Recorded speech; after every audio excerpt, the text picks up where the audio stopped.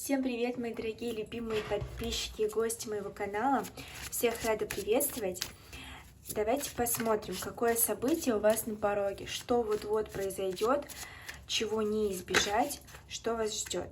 Так, событие прям рвется уже в вашу жизнь. Что же это будет? Что же это будет? Так, какое событие на пороге?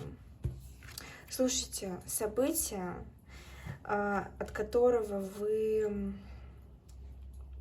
Что-то, что вы откладывали, что-то, что вы не хотели, что-то, что вы избегали.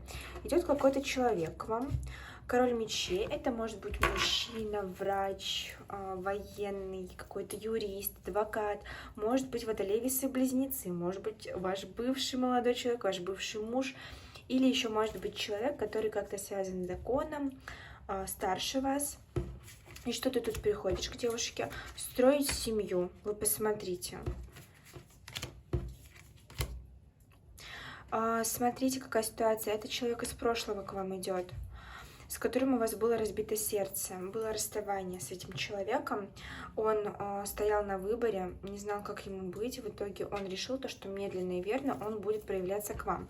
Это будут очень маленькие, незначительные шаги, но он хочет медленно, но верно вас завоевать, да, скажем так. Очень много жил в таких тоскливых, грустных, печальных мыслях. Человек мог увлекаться алкоголем, забываться. Очень долго у него это длилось. Что же ты решил?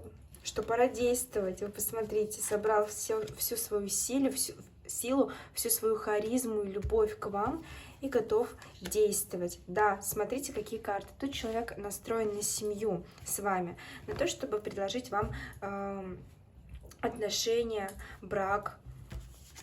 Тут идет любовь и счастье. Ну, скажу так, тут не без конфликтов.